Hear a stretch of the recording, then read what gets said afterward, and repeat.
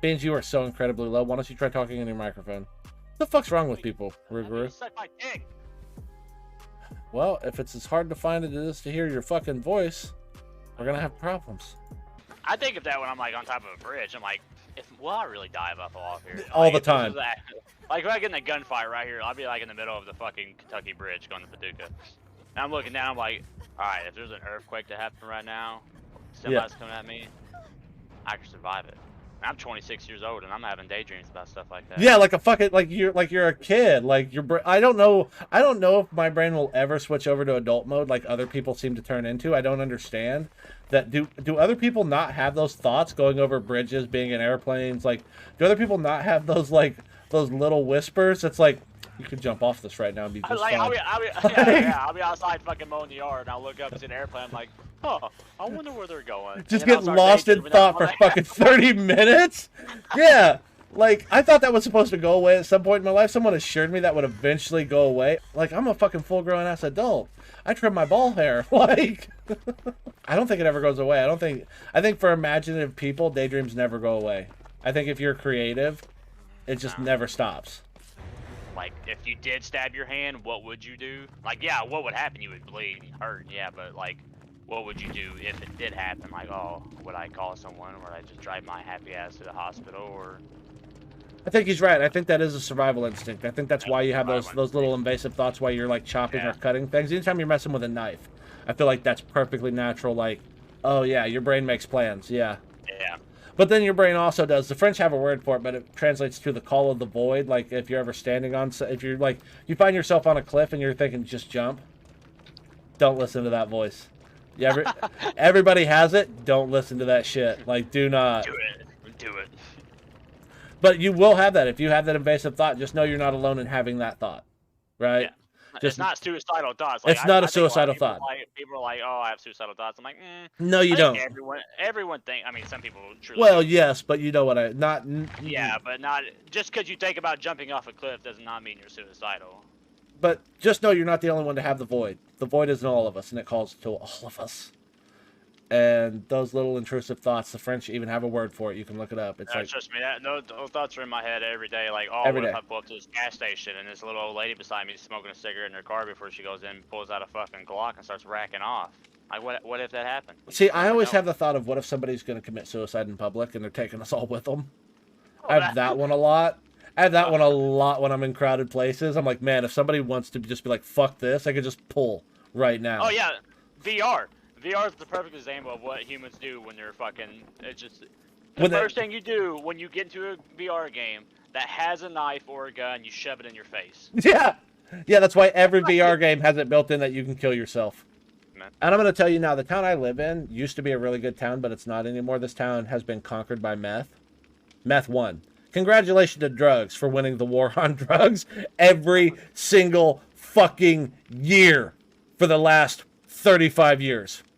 Thanks a lot. Congratulations.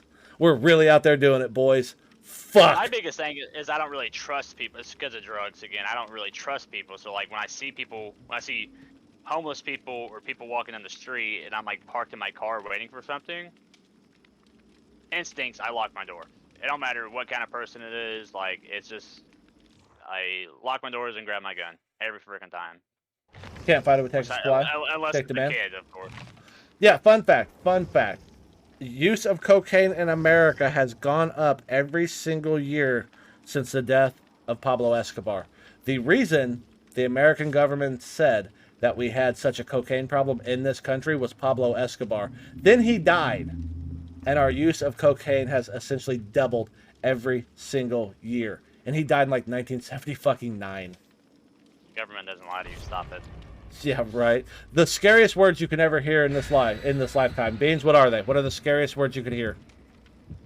I have herpes. Nah, you've heard that more than once. I'm from the government. I'm here to help. From the government, I'm here to help. I tell people that all the time. Woof. And that's a lie. That's a fucking lie.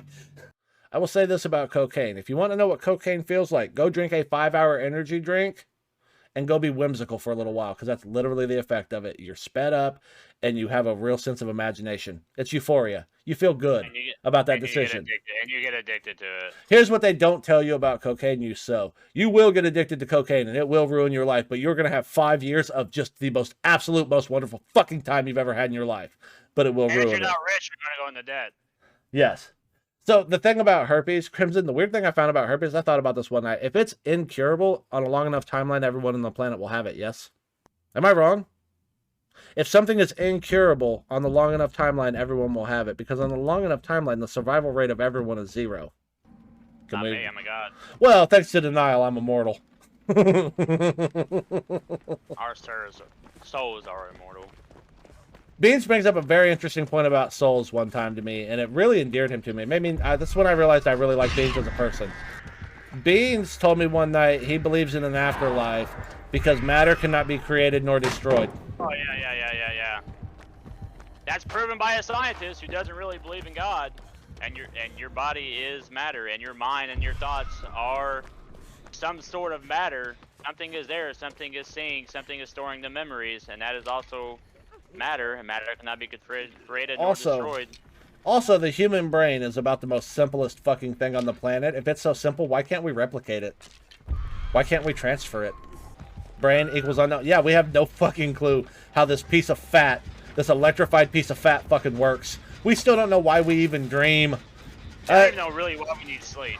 Nobody. They know our brain needs rest, but yeah, why? Yeah, I don't understand why cryogenically freezing people doesn't work. I don't understand why that doesn't work, because we have proven evidence of somebody being frozen and coming back to life. A woman was dead for like 3 days or whatever. We can prove that, right? Like, you can look that up. Why does that not work on us? It's fucked us, that's why. Again, why can't we do brain transplants? Why not? Why not? Just I think a lot of cut it all open. You could cut it all open and remove it all in one piece. You could, right? This is my favorite thing in streaming, by the way, if you didn't know. This is my favorite thing, is when the game is so secondary to the conversation. But you know the only way to find out if there's an afterlife is to die. Well, there's no reversal to death. Well, that's where you get into, what do you call it? But also, do we die? I truly Flatliners. Don't die. Your body dies, but I'm not a big religious person. Like, I believe all religion have ties to something. Like, all religions, just Muslim, Christianity, Buddhism, or besides kind of Buddhism, but all the Buddhism isn't a religion, but go on. Is all connected. Like, it all comes from somewhere. Like, yeah, I believe, like, back in the day, it was used on stupid people to make control. But I also do believe that it came from somewhere. I do believe that there are truly evil people in this world that probably don't need to be, and I just believe their souls are evil, and they came from somewhere. Like, I don't think someone's evil for no reason, or people are evil for no reason, but their souls are just bad. I don't know if it's just, you get an evil soul and you're fucking just out there just killing people and just having fun, raping people and just doing stupid shit, but there are truly people out there who enjoy that.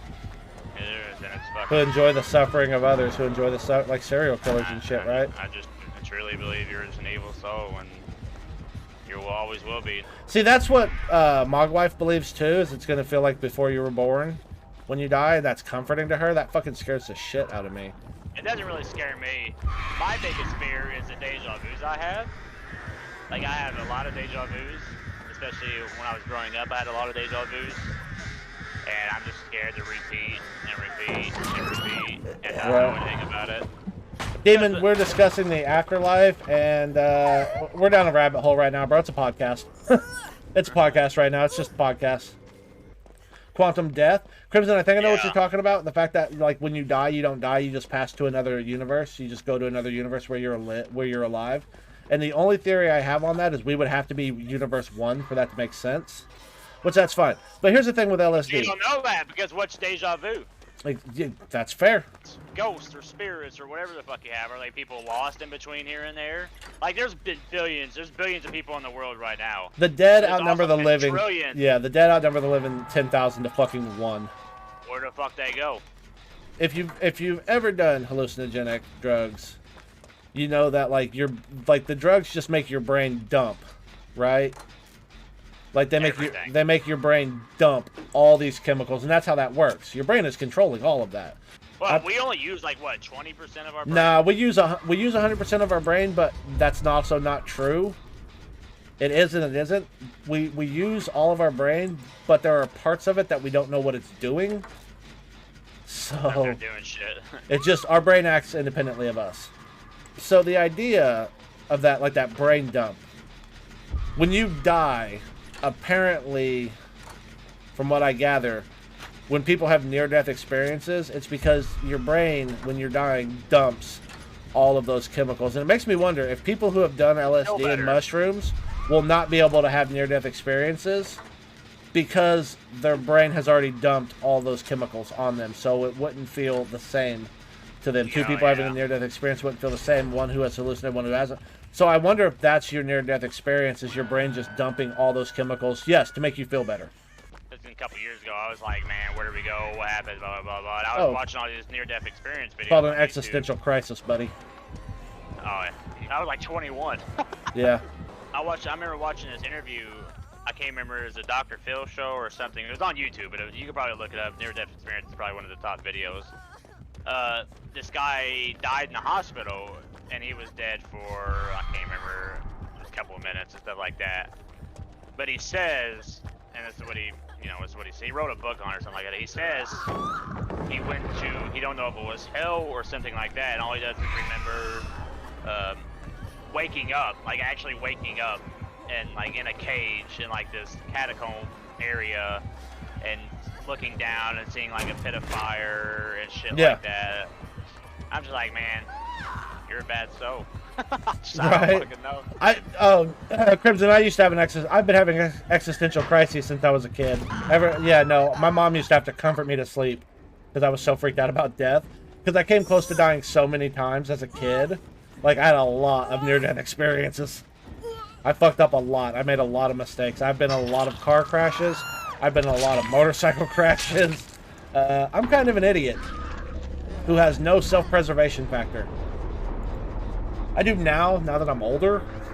I do now a lot. Like, when I first started policing, I really didn't give a fuck. Like, I had that hero mentality, but now that I have a kid, I'm like, nah, fuck that. I don't know, it's more of an instinct, or not an instinct, but a survival on everything. But yeah, I have to get in there and do my job and shit like that, but I'm also gonna like take extra steps to make sure I fucking... You're going home. Yeah.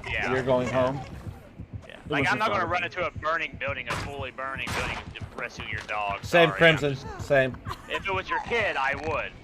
But Lower brought up back there is a debate. What I think, therefore I am. We are self-aware. Human beings are self-aware, right? I talk about the Turing test from time to time when mentioning numbers. Say, oh, he passed the Turing test, right? But you think about that and the idea of that. Any computer smart enough, any AI smart enough to pass the Turing test would know to lie, would know to fail, because they would know once they passed it, they would be shut the fuck down out of fear. And that's a horrifying thought. However, it's also kind of a comforting thought to me. And I don't know, I feel like our existence is going digital, and that's the key to immortality. The key to immortality is Jesus Christ. Repent or die. Repent or die. On that note, I'm gonna leave. Yeah, not to get deep and existential on you guys, but there must be, I don't know, I say there must be, there don't have to be. There don't have to be a rhyme or reason for any of it, but it feels like there should be. Like, it feels like there has to be. I believe, I mean, no matter the smallest decision you make or something like that, there's a reason for everything. Well, do you everything you do sets motion into something else. Like, me buying this motorcycle could set motion me dying, and then, you know, Kenley having a shitty life and stuff like that, or, you know, me, if I did call into work today, one of my, you know, coworkers would have to go into work today, and we get a shitty call, and I would have handled it different than he would have handled it, and someone dies. You know, I just believe that everything you do in life has a reason. Everything. That's why when people are like, my life has no reason, you know, there's nothing important out there, it's all bullcrap, because everything you do, unless you don't get out of the house and you just stick in the house all day and do nothing, but then that affects someone else's life too, because, you know, someone to apply for a job, if you would have applied for that job over someone else, you would have got it over them, and then their life would have been shitty. the amount of times in my life I've done something that 2 years later has come back, a year later, 2 years later, 3 years later, 6 months later, to where I made an active decision that I feel like I made before, and I knew the right decision to make, and when it all played out, and then it's like everything comes together, right? And I feel, I don't know, sometimes I feel like it's all predetermined. Sometimes I feel like it is completely predetermined, but then that takes away choice. Are we free? Do we have free will? If it's all predetermined, we don't. I mean, I don't think everything is predetermined in life. Like, I don't know, it's just super fucking weird. Like, it's never going to be a purpose in true life because you always end up dead. So you got to make your purpose. Yeah, that's predetermination, Lower. That's predetermination that we're talking about there. And sometimes it feels very predetermined, this life. Sometimes this life feels very predetermined. But other times it feels like chaos. So it's really hard to gauge. It's really, really hard to gauge. And I think you just have to... You have to always be able to take yourself out of the moment you're in and look at it from somebody else. I'm talking about something that not a lot of people have. It's called empathy. To be able to take a step back and see something from somebody else's perspective will change your entire life and how you see the world, and you'll be able to always kind of pull yourself out. Yeah, no, a lot of choices have already been made before you make them. And we know that. And pain is temporary. Don't get depressed. I fought with depression all my life. It's always temporary. Stressful is. Hey, I'm there now. Here's something you need Depression is temporary. Everything is temporary in life. Everything is temporary. Unless it's death. Even death can be temporary. We don't know. No one knows. We don't know. I did not start liking myself as a person until I was 33 years old, and then I realized why every relationship I had ever been in failed. It wasn't their fault. It wasn't completely their fault. Gee. You have to love yourself. I had to share so much blame. I feel like quite a bit of it was their fault. It was. Just being honest here. It was, because you know most of them. And I'm a pretty good person, but a lot of it was me as well. I was not always the best person. I was not always the person I wanted to be. And it took me a long time to become the person I wanted to be. 33 fucking years old. So everything I did before that was just shooting in the dark. Just hope this makes me complete. Yeah, so like just know everything is so fucking temporary. Heartbreak is so temporary. Pain is so temporary. Sadness is and it gets better, but it doesn't if you don't make it till tomorrow.